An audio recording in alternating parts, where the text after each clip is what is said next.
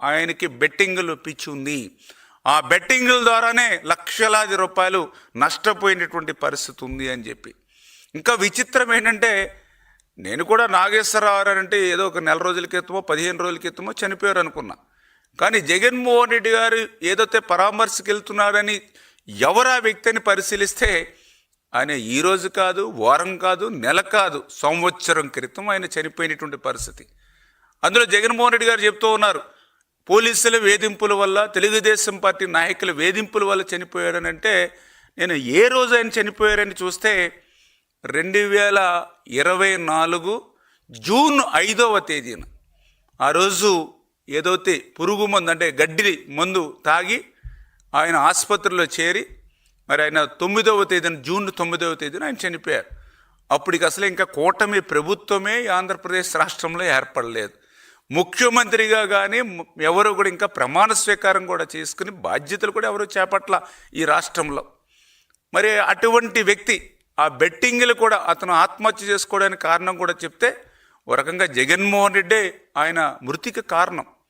ఎందుకంటే ఆయన లక్షల రూపాయలు ఆయన ఆస్తులకి మించి ఆ రోజు బెట్టింగ్.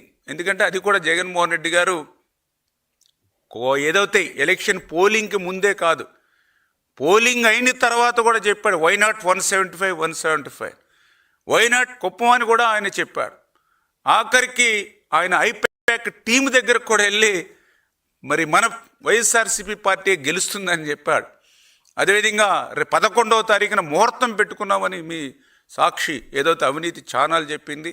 అక్కడ ఋషికొండని బోడిగుండి చేసి అక్కడ ఒక ప్యాలెస్లో మేము పాలన సాగిస్తున్నామని చెప్పారు.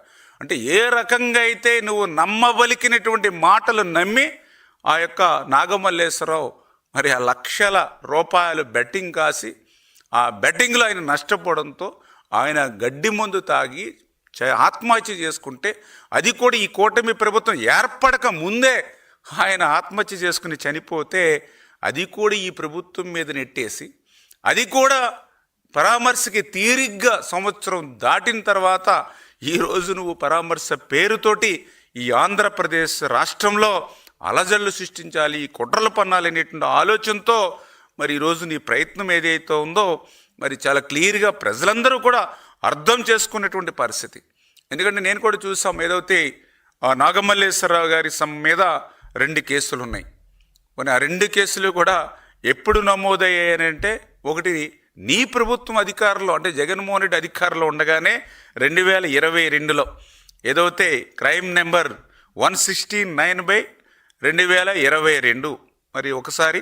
అదేవిధంగా 2వ కేసు చూస్తే 2010లో క్రైమ్ నెంబర్ 50/2010. అంటే ఆయన మీద నాగమల్లేశ్వరరావు ఎవరైతే ఆత్మహత్యకు పాల్పడ్డాడో అతని మీద ఉన్నటువంటి 2 కేసులు కూడా తెలుగుదేశం ప్రభుత్వంలో ఉన్నటువంటి 14-19 సమయంలో కూడా లేనిటువంటి పరిస్థితి. మరి ఇటువంటి స్థితిలో ఎక్కడ తెలుగుదేశం పార్టీ నాయకులు మరి కక్షపూరితమైనటువంటి చర్యకు పాల్పడినటువంటి పరిస్థితి ఉంది. టీడీపీ ప్రభుత్వం వేధించింది అనడానికి అసలు ప్రభుత్వం ఏర్పడకముందే అతను చనిపోతే, అంటే ఇటువంటి వాస్తవాలను కూడా దాచిపెట్టి ఈవేళ ఈ యొక్క జగన్మోహన్ రెడ్డి ఈ యొక్క కూటమి ప్రభుత్వం మీద కావాలనే ఈరోజు మరి ఆరోపణలు చేస్తున్నటువంటి పరిస్థితి కూడా చాలా క్లియర్గా. ఎందుకంటే ఈరోజు ఆంధ్రప్రదేశ్ రాష్ట్రం అంతా కూడా రేపు 21వ తేదీన జరిగేటువంటి అంతర్జాతీయ యోగా డే చూస్తున్నారు. ఈవేళ మొత్తం రాష్ట్ర ప్రజలు కాదు, భారతదేశ ప్రజలు కాదు, యావత్ ప్రపంచంలో ఉన్నటువంటి ప్రతి ఒక్కరూ కూడా 21వ తేదీన జరిగేటువంటి అంతర్జాతీయ యోగా డే గురించి చూస్తూ ఉన్నటువంటి పరిస్థితి. ప్రపంచం అంతా గుర్తించేలా జరుగుతున్నటువంటి ఆ యోగా డేని సక్సెస్ చేయడానికి అందరం కూడా నిమగ్నమైనటువంటి పరిస్థితి. స్వయంగా ప్రధాని కూడా వస్తున్నటువంటి పరిస్థితి. మరి ఇంత సామరస్యంగా ప్రశాంతంగా పాలన జరుగుతున్నటువంటి పరిస్థితుల్లో ఇటువంటి కుట్రలకు, ఇటువంటి అశాంతికి, ఇటువంటి అలజడులను సృష్టించాలనేటువంటి ఆలోచనతో ఈ జగన్మోహన్ రెడ్డి చేసేటువంటి ప్రయత్నాలు. ఇప్పుడే మధ్యాహ్నం ఒకరు చనిపోయారని అనుకున్నాం, మళ్ళీ ఇప్పుడే అందినటువంటి వార్తలు చూస్తే ఇంకొక 2వ వ్యక్తి కూడా ఒకరు చనిపోయారని తెలుస్తూ ఉన్నటువంటి పరిస్థితి. అంటే ఇప్పటికి 2 చనిపోయారు, ఇంకొక 2-3 చనిపోతేనే కానీ అక్కడికి పరామర్శకు వెళ్ళేటువంటి పరిస్థితిలో జగన్మోహన్ రెడ్డి కనపడలేనటువంటి పరిస్థితి.